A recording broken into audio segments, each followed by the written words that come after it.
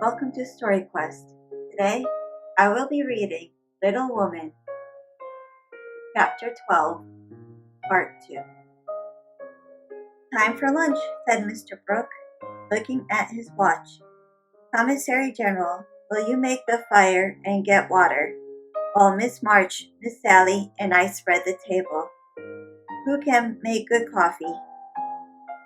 Jo can, said Meg, glad to recommend her sister.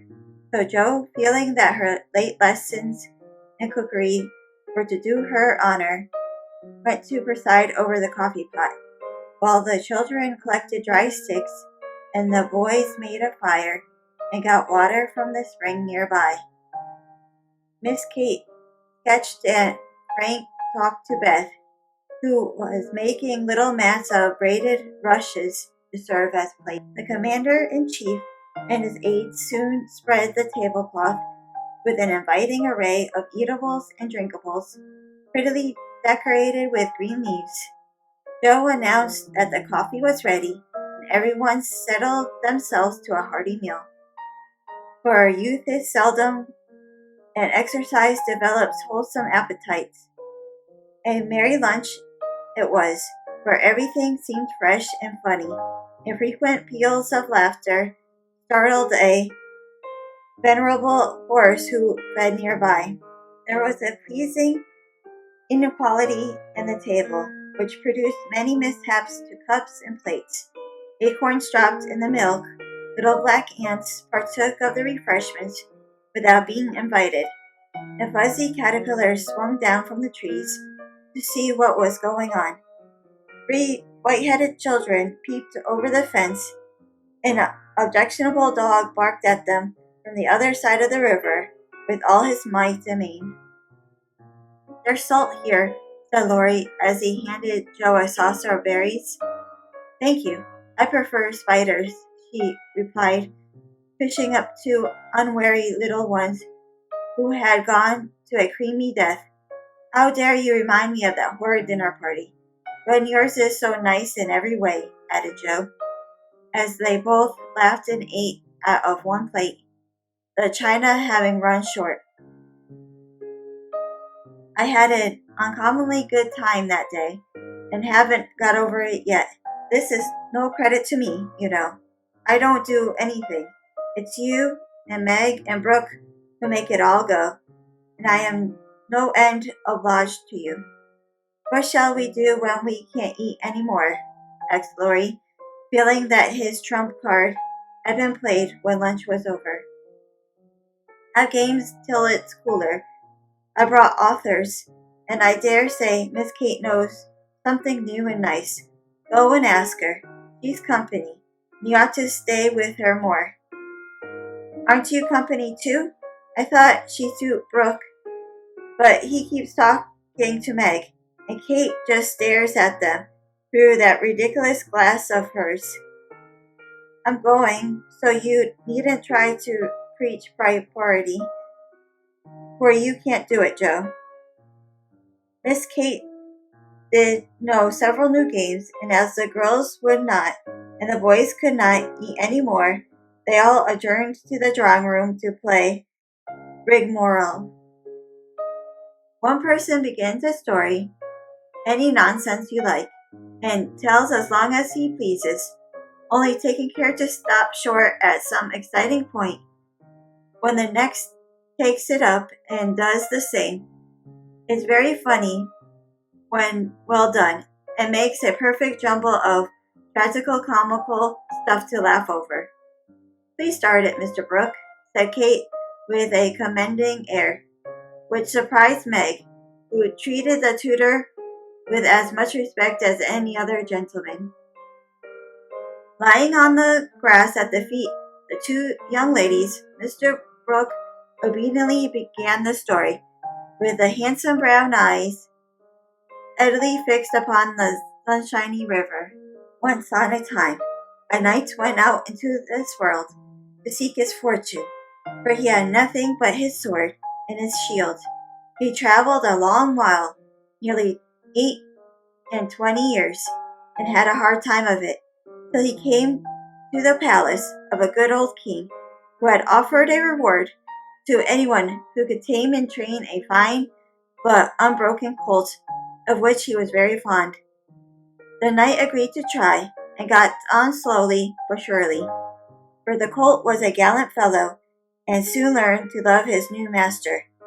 Though he was freakish and wild, every day he gave his lessons to his pet of the king's. The knight rode him through the city, and as he rode, he looked everywhere for a certain beautiful face, which he had seen many times in his dreams, but never found. One day he went prancing down a quiet street. He saw a window of a ruinous castle, the lovely face. He was delighted, inquired who lived in this old castle, and was told that several captive princesses were kept there by a spell. He had spun all day to lay up money to buy their liberty. The knight wished intensely that he could free them, but he was poor and could only go by each day, watching for the sweet face and longing to see it out of the sunshine. At last he resolved to get into the castle and asked how he could help them. He went and knocked. The great door flew open, and he beheld a ravishingly lovely lady, who exclaimed with a cry of rapture, "At last! At last!" continued Kate, who had read French novels and admired the style. "'Tis she!" cried Count Gustav, and fell at her feet in ecstasy of joy.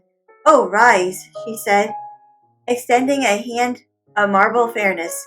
"Never, till you tell me how I may rescue you," swore the knight, still kneeling. "Alas, my cruel fate condemns me to remain here till my tyrant is destroyed. Where is the villain? In the Mauve Salon. Go, brave heart, and save me from despair. I obey, and return victorious or dead." With these thrilling words he rushed away, and flinging open the door of the Mauve Saloon, and about to enter when he received a stunning blow from the big Greek lexicon, which an old fellow in a black gown fired at him. Said Ned. Instantly, Sir What's-his-name recovered himself, pitched the tyrant out the window, and returned to join the Lady Victorious, but with a bump on his brow, found the door locked, tore up curtains, made a rope ladder, got halfway down when the ladder broke, and he went head first into the moat, 60 feet below. Could swim like a duck, paddled around the castle, till he came to a little door guarded by 2 stout fellows, knocked their heads together till they cracked like a couple of nuts.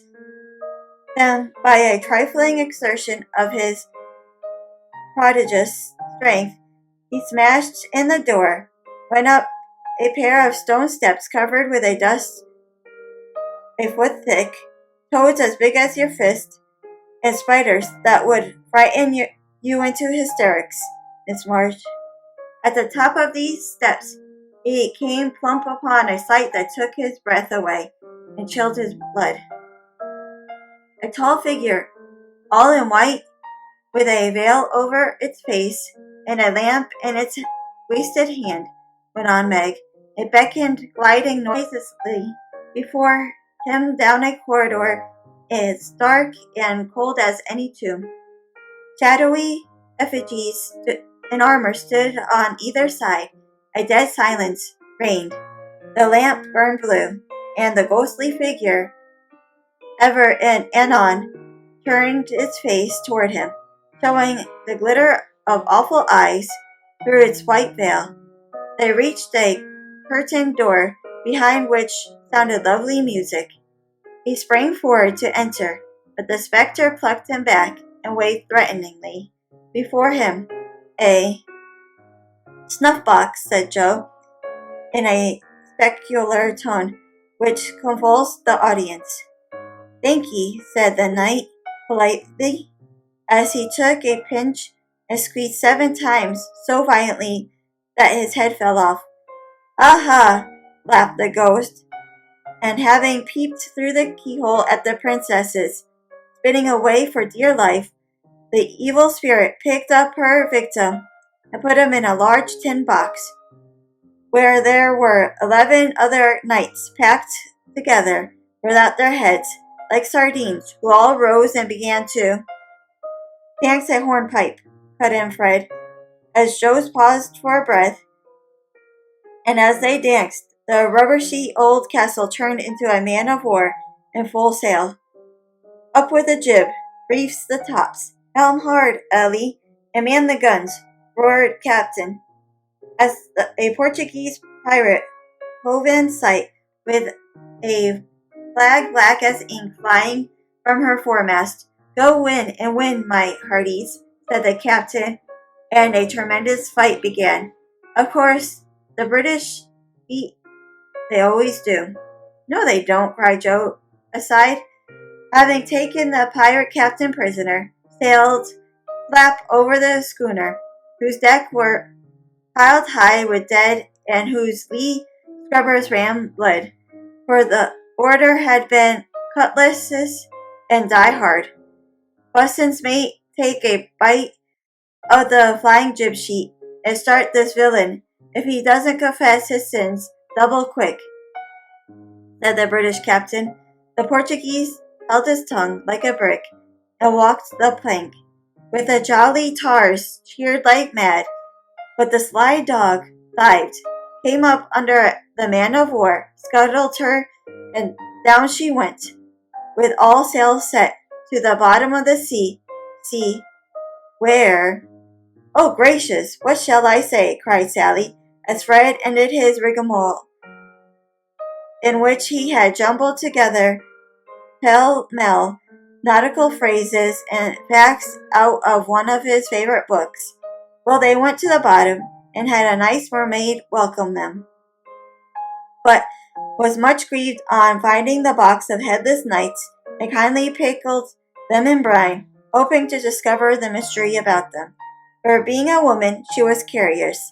By and by, a diver came down, and the mermaid said, "I'll give you a box of pearls if you can take it up," for she wanted to restore the poor things to life, and couldn't raise the heavy load herself. So the diver hoisted it up, and was much disappointed on opening it to find no pearls. He left it in a great lonely field, where it was found by a little goose girl who kept 100 fat geese in the field, said Amy. When Sally's invitation gave out, the little girl was sorry for them, and asked the old woman what she do to help them. "Your geese will tell you. They know everything," said the old woman. So she asked what she should use for new heads, since the old ones were lost, and all the geese opened their 100 mouths and screamed. "Cabbages," continued Laurie promptly. "Just the thing," said the girl, and ran to get 12 fine ones from her garden. She put them on.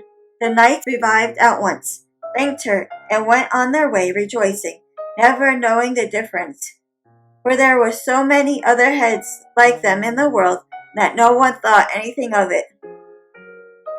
The knight in whom I'm interested went back to find the pretty face, and learned that the princess had spun themselves free, and all gone and married, but one. He was in a great state of mind at that, and mounting the colt who stood by him through thick and thin, rushed to the castle to see which was left. Peeping over the hedge, he saw the queen of his affections, picking flowers in her garden. "Will you give me a rose?" said he. "You must come and get it. I can't come to you. It isn't proper," said she, as sweet as honey. He tried to climb over the hedge, but it seemed to grow higher and higher. Then he tried to push through, but it grew thicker and thicker, and he was in despair. So he patiently broke twig after twig, till he had made a little hole through which he peeped, saying imploringly, "Let me in, let me in." But the pretty princess did not seem to understand, for she picked her roses quietly, and left him to fight his way in. Whether he did or not, Frank will tell you. I can't. I'm not playing. I never do, said Frank, dismayed at the sentimental predicament out of which he was to rescue the absurd couple. Beth had disappeared behind Joe, and Grace was asleep. So the poor knight is to be left sticking in the hedge, is he? Asked Mr. Brooke, still watching the river and playing with the wild rose in his buttonhole. I guess the princess gave him a posy and opened the gate after a while, said Laurie, smiling to himself as he threw acorns at his tutor. What a piece of nonsense we have made. With practice, we might do something quite clever. You know, Truth? I hope so, said Meg soberly. The game, I mean. What is it? Said Fred. Why, you pile up your hands, choose a number, and draw out in turn. And the person who draws at the number has to answer truly in any question put by the rest. It's great fun. Let's try it, said Joe, who liked new experiments. Miss Kate and Mr. Brooke, Meg and Ned declined, but Fred, Sally, Joe, and Laurie piled and drew, and the lot fell to Laurie. Who are your heroes? Asked Joe. Grandfather and Napoleon. Which lady here do you think is prettiest? Said Sally. Margaret. Which do you like best? From Fred. Joe, of course. What silly questions you ask. And Joe gave a disdainful shrug as the rest laughed at Laurie's matter-of-fact tone. Try again. Truth isn't a bad game, said Fred. It's a very good one for you, retorted Joe in a low voice. Her turn came next. What is your greatest fault? Asked Fred. By way of testing in her virtue, he lacked himself. A quick temper. What do you wish most for? A pair of loose lace, returned Joe, guessing and defeating his purpose. Not a true answer. You must say what you really do want most. Genius, don't you wish you could give it to me, Laurie? And she slyly smiled in his disappointed face. What virtues do you most admire in a man? Asked Sally. Courage and honesty. Now my turn, said Fred, as his hand came last. Let's give it to him, whispered Laurie to Joe, who nodded and asked at once, Did you cheat at croquet? Well, yes, a little bit. Good.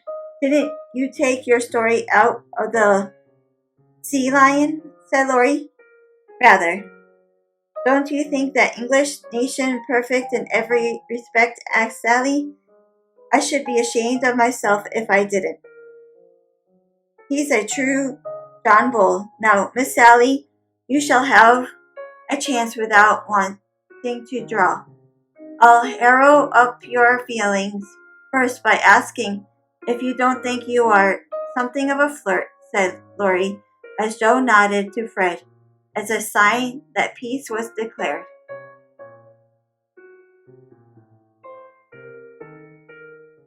Thank you for watching. If you have enjoyed this video, please like, share, and comment down below. And if you have not done so already, please subscribe and hit that bell notification for future videos.